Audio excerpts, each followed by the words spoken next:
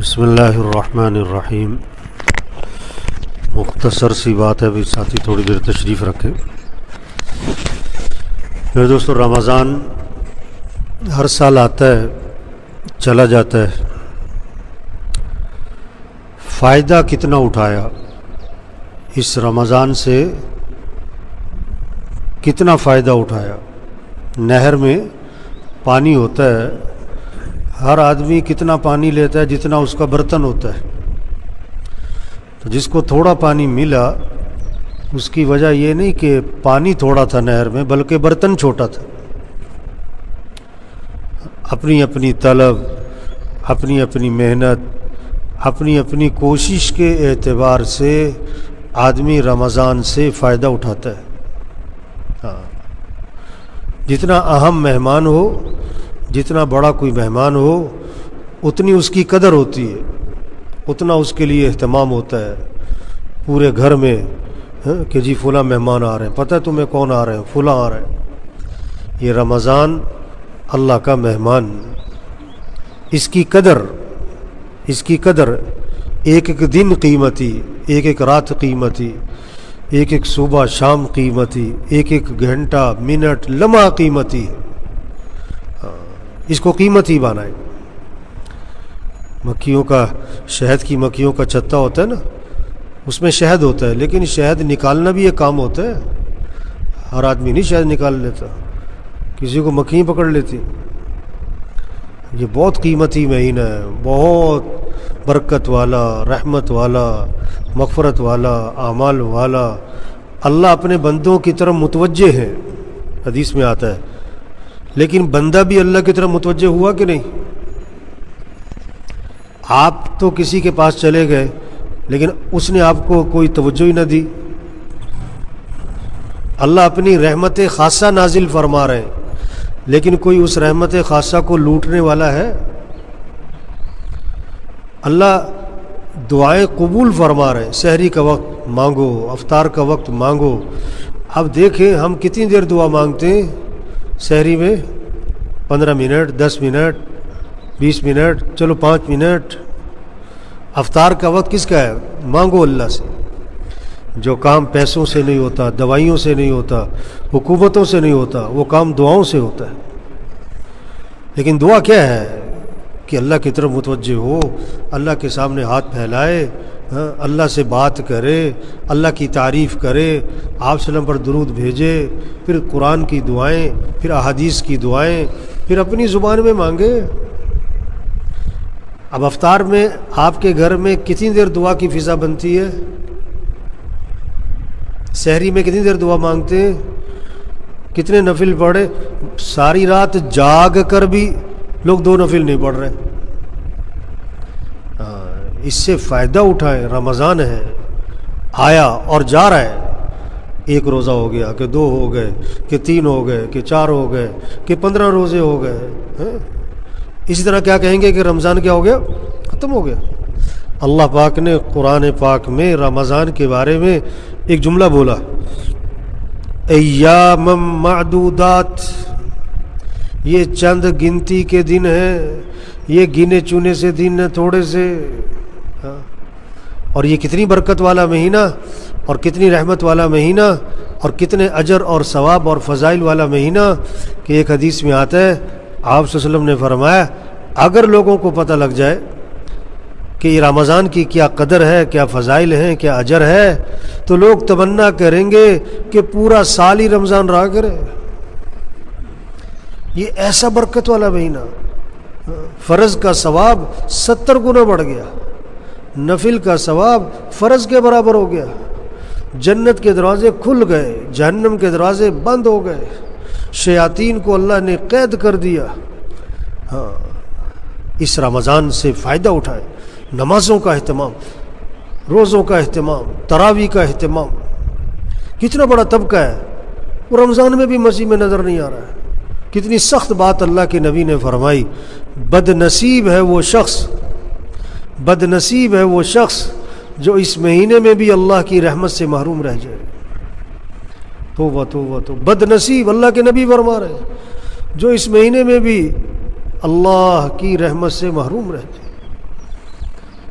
ایک سے پوچھا میں نے بھائی روزہ رکھ رہے ہو؟ کہتا جمعے کا رکھ رہا ہوں۔ ارے یہ تو بچوں کے لیے ہوتا تھا کہ چھوٹے چھوٹے بچوں کو عادت ڈالنی ہے، چلو جمعے کا رکھنا شروع کرو، گرمی ہے تو کیا ہوا، دن لمبا ہے تو کیا ہوا، ہمیں اللہ کا حکم ہے، اللہ کا حکم ہے، مولوی صاحب کا نہیں، جس نے آنکھیں دی ہاتھ دیے کہ روزہ رکھو، اللہ کا حکم ہے۔ ہم مسلمان ہیں، ہم اللہ کو ماننے والے، قرآن کو ماننے والے، جنت اور جہنم کو ماننے والے، اللہ کے نبی پر ایمان لانے والے، روزہ رکھنا ہے۔ ابا کے ساتھ خیر خواہی، ابا روزہ رکھو، اماں کے ساتھ خیر خواہی، اماں روزہ رکھیں۔ چھوٹے بچوں کو صحابہ روزے رکھواتے تھے، چھوٹے بچوں کو شام پڑ جاتی انہیں کھلونے دیتے تاکہ کھیلتے رہیں، وقت پورا ہو جائے۔ ایسی چیز نہیں ہے روزہ کہ آج طبیعت ٹھیک نہیں، تو روزے میں صحت ہے کہ بیماری ہے؟ بیماریاں زیادہ کھانے سے ہیں کہ کم کھانے سے؟ روزے میں شفا ہے۔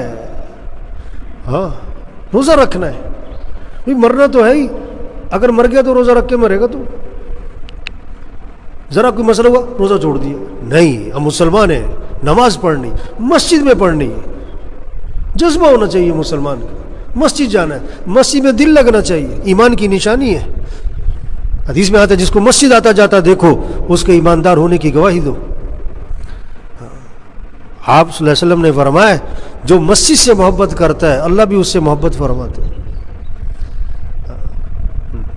یہ ہے رمضان کی قدر، مسجد، نماز، روزہ، تراویح، اللہ کے سامنے کھڑے ہو۔ حدیث میں آتا ہے اللہ رمضان میں فرشتوں کے سامنے فخر فرماتے ہیں اپنے بندوں پر، دیکھو میرا بندہ سارا دن روزہ رکھتا ہے، رات تراویح پڑھتا ہے، میرے سامنے کھڑا ہوتا ہے، قیام ہے، رکوع ہے، سجدہ ہے۔ آپ صلی اللہ علیہ وسلم صرف رمضان کی بات نہیں، آپ کا تو پورا سال رات کا قیام تھا اللہ کے نبی کا، اور آپ کا قیام جو تھا رات کا وہ کوئی صورتیں نہیں تھیں کہ سورہ اخلاص پڑھ لی اور سورہ، ایک صحابی فرماتے ہیں آپ صلی اللہ علیہ وسلم نے رات تہجد کی نیت باندھی تو میں نے دیکھا تو میں نے کہا چلو میں بھی اللہ کے نبی کے پیچھے تہجد پڑھتا ہوں۔ آپ نے سورہ بقرہ شروع فرمائی، سورہ بقرہ ختم ہوئی سورہ آل عمران، سورہ آل عمران ختم ہوئی سورہ نساء، اللہ کے نبی 5 سپارے، 5.25 سپارے ایک رکعت میں، ہاں، پھر لمبا رکوع، پھر لمبا سجدہ۔ حضرت عائشہ فرماتی ہیں آپ صلی اللہ علیہ وسلم رات کو 4 رکعت کی نیت باندھتے، اور پوچھی مت کہ وہ آپ کی 4 رکعتیں کتنی خوبصورت ہوتی تھی اور کتنی لمبی ہوتی تھی۔ فلا تسأل عن حسنہن وطولہن، پوچھ مت کیسی خوبصورت نماز ہوتی تھی آپ کی اور کتنی لمبی ہوتی تھی۔ ثم یصلی 4، پھر 4 رکعت کی نیت باندھتے، فلا تسأل عن حسنہن وطولہن، پوچھی مت کیسی خوبصورت اور کتنی لمبی ہوتی تھی۔ حضرت عائشہ رضی اللہ عنہا فرماتی ہیں آپ صلی اللہ علیہ وسلم کی تہجد، اس کا جو سجدہ تھا، سجدہ وہ 50 آیات کی مقدار کا تھا، 50 آیات کی مقدار کا ایک سجدہ۔ ہمارا سجدہ کہاں تک جاتا ہے؟ 3 تسبیح، بہت زور لگا تو 5، بہت زور لگایا تو 7۔ اللہ سے تعلق ہو، اللہ سے محبت ہو تو لمبا قیام ہوگا، لمبا رکوع ہوگا، لمبا سجدہ ہوگا۔ سجدے کی تسبیح کبھی 21، کبھی 31، کبھی 41۔ اب ہم دیکھیں ہمارا سجدہ 21 تسبیح تک جاتا ہے کبھی؟ چلو 11 تسبیح تک گیا کبھی؟ کتنا وقت موبائل پہ لگ رہا ہے، نیٹ پہ لگ رہا ہے، قرآن پہ وقت لگے۔ یہ رمضان کا مہینہ، اب آدھا رمضان گزر گیا، اب اگر آپ کے 15 سپارے بھی نہیں ہوئے نا رمضان میں تو آپ اپنے ایمان کی فکر کرو۔ جو رمضان میں بھی قرآن نہ کھولے تو کب کھولے؟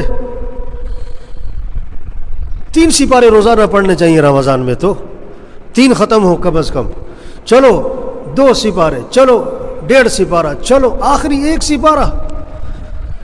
اب آپ کا بیٹا پڑھ رہا ہے، بیٹی پڑھ رہی، یہ فکر لگے قرآن پڑھنا ہے، یہ قرآن کا مہینہ، یہ ذکر کا مہینہ۔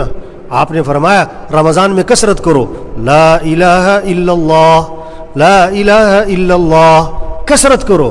300 دفعہ اگر پڑھا ہے تو کثرت میں آیا ہے۔ اگر 300 دفعہ نہیں پڑھ رہے تو اب کثرت میں نہیں آ رہے، کیا مطلب اللہ کے نبی کی بات کی اہمیت کوئی نہ ہوئی؟ اللہ کے نبی فرما رہے رمضان میں کثرت کرو، کس کی؟ لا الہ الا اللہ کی اور استغفار کی، اور اللہ سے مانگو اللہ مجھے ٹھکانہ میرا جنت بنا، اللہ مجھے جہنم سے بچا۔ یہ اس کا مہینہ ہے۔ اس لیے میرے بھائیوں دیکھو، رمضان آ رہا ہے اور جا رہا ہے، آیا اور جا رہا ہے، اس کی قدر کرے۔ روزوں کا اہتمام، تراویح، نماز، مسجد میں قرآن کی تلاوت، ذکر، اور صرف کھانے پینے کا روزہ نہ ہو، زبان کا روزہ ہو، غیبت نہیں کرنی، جذبہ ہو۔ ہمارے گھر میں غیبت نہ ہو، ہماری مجلس میں غیبت نہ ہو، مسجد سے نکلتے نکلتے غیبت ہو جاتی ہے۔ غیبت نہیں کرنی، چغلی نہیں کرنی، آنکھ کا روزہ غلط نہیں دیکھنا، کان کا روزہ غلط نہیں سننا، دل کا روزہ دل میں اللہ کی عظمت بٹھائیں، اللہ کی محبت بٹھائیں، دنیا کی محبت نکالیں، دنیا کی عظمت دل سے نکالیں۔ ساری نماز میں کیا ہوتا ہے؟ اللہ اکبر، اللہ اکبر، اللہ اکبر۔ ساری تراویح میں کیا ہو رہا ہے؟ اللہ اکبر، اللہ سب سے بڑا ہے۔ یہ زبان کا بول نہ ہو، یہ دل کی کیفیت ہو کہ سب سے بڑا اللہ ہے، سب جھوٹ ہے، سب دھوکہ ہے، کسی کے ہاتھ میں کچھ نہیں۔ یہ کرونا کیا ہے؟ یہ پیغام ہے کہ کسی کے ہاتھ میں کچھ نہیں ہے، یہ اللہ کی طرف سے تنبیہ ہے، وارننگ ہے، گھنٹی بج رہی ہے، ہوش میں آؤ۔ لوگ کہتے ہیں مولوی صاحب کورونا کوئی وظیفہ بتاؤ۔ کیا وظیفہ ہے؟ توبہ کرو۔ جھوٹ بولنے والا جھوٹ چھوڑے، رشوت والا رشوت چھوڑے، سود والا سود چھوڑے، بے حیائی والا بے حیائی چھوڑے، میوزک سننے والا میوزک چھوڑے، اپنے موبائل کو پاک کرو گندی چیزوں سے، اپنی آنکھوں میں حیا لاؤ۔ بہنوں کو حق نہیں دیا، بہنوں کو حق دو۔ نماز میں غفلت کرتے، نماز پڑھاؤ، روزہ رکھو۔ یہ ہے کرونا کا پیغام، یہ ہے وظیفہ۔ صحابی آئے، عرض کیا حضور میرا بیٹا قید ہو گیا ہے، کیا کروں؟ کوئی وظیفہ؟ اللہ کے نبی نے 2 باتیں بتائیں، بیٹے سے کہو تقوی اختیار کرے، پڑھنے کا وظیفہ بعد میں ہے، عملی وظیفہ پہلے ہے۔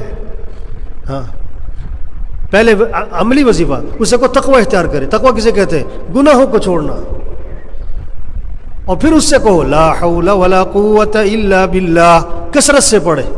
بیٹے کو پیغام دیا، اب اللہ کا نظام چلا، پہرے دار مقرر ہے۔ کافر تھے، رات کا وقت ہے، اللہ کا امر آیا، ان کی بیڑیاں اللہ کے امر سے ٹوٹ گئیں، سارے پہرے دار گہری نیند سو گئے، اٹھے، بکریاں تھی، بھیڑ بکریاں کافروں کی، وہ بھی ساتھ لی، گھر پہنچے، دروازہ کٹکھٹایا، بیوی ماں نے کہا لگتا ہے بیٹا آ گیا۔ پھر کہا کہ وہ تو بیچارہ بیڑیوں میں جکڑا ہے۔ دروازہ کھولا تو بیٹا سامنے کھڑا تھا۔ تو وظیفہ کیا ہے؟ تقوی ہے، گناہوں کو چھوڑنا ہے۔ اتنا کرونا اور اتنے مسائل، ہسپتالوں میں مسائل، اتنے جنازے، لیکن جھوٹ بولنے والا جھوٹ نہیں چھوڑ رہا ہے، رشوت والا رشوت نہیں چھوڑ رہا ہے، جس میں تکبر ہے تکبر ہے، میں ذرا عہدہ آتا ہے میں، ذرا جوانی آتی ہے میں، ذرا پیسہ آتا ہے میں، توبہ توبہ توبہ۔ نہیں، انسان کچھ نہیں، یہ اللہ بندے کا تکبر نکال رہا ہے۔ ہاں وَلَنُذِيقَنَّهُم مِّنَ الْعَذَابِ الْأَدْنَىٰ دُونَ الْعَذَابِ الْأَكْبَرِ لَعَلَّهُمْ يَرْجِعُونَ۔ ہم بڑا عذاب تو آخرت میں دیں گے، دنیا میں قریب میں عذاب دیں گے چھوٹے چھوٹے، کس لیے؟ تاکہ رجوع کریں۔ یہ وبا حدیث میں آتا ہے، یہ دنیا میں عذاب کیا ہے؟ یہ وبائیں عذاب ہیں اللہ کی طرف سے، اس کو اللہ ہی دور کرے گا، کوئی نہیں کر سکتا۔ اللہ نے چاہ لیا ایک لمحے میں ختم ہو جائے گا، اللہ نے نہیں چاہا یہ 10 سال بھی نہیں ختم ہوتا۔ اللہ حفاظت فرمائے سب کی، اللہ اس وبا کو ختم فرمائے، اللہ اس وبا کو سب کی ہدایت کا ذریعہ بنائے۔ اس لیے میرے بھائیوں، احتیاطی تدابیر اپنی جگہ پر ہیں، سب سے بڑی احتیاط توبہ ہے، اللہ کی طرف رجوع ہے۔ اس کی نشے میں جب آدمی ہوتا ہے نا، نشے میں تو بات نہیں سمجھ میں آتی، کیونکہ نشہ ہے، آج پیسے کا نشہ ہے، جوانی کا نشہ ہے، عہدوں کا نشہ ہے، دنیا کا نشہ ہے، موٹی موٹی باتیں نہیں سمجھ میں آ رہی، اللہ کی طرف رجوع نظر نہیں آ رہا ہے امت کا، عوام کا۔ عمومی طور پر اللہ کی طرف رجوع ہو، مسجدوں میں آؤ، اللہ کے سامنے گڑ گڑاؤ، تضرع کرو، زاری کرو۔ قرآن میں اللہ فرما رہے ہیں وَلَقَدْ أَرْسَلْنَا إِلَىٰ أُمَمٍ مِّن قَبْلِكَ فَأَخَذْنَاهُمْ بِالْبَأْسَاءِ وَالضَّرَّاءِ لَعَلَّهُمْ يَتَضَرَّعُونَ۔ ہم نے پہلی قوموں کی طرف انبیاء کو بھیجا، انبیاء نے سمجھایا، لیکن جب انہوں نے نبی کی بات کو نہ مانا، ہم نے ان کو پکڑا، تکلیفوں سے، وباؤں سے، پریشانیوں میں پکڑا ان کو۔ ہم نے کیوں پکڑا تھا؟ لعلہم یتضرعون، تاکہ یہ گڑ گڑائیں، ڈھیلے پڑ جائیں، برائی چھوڑ دیں۔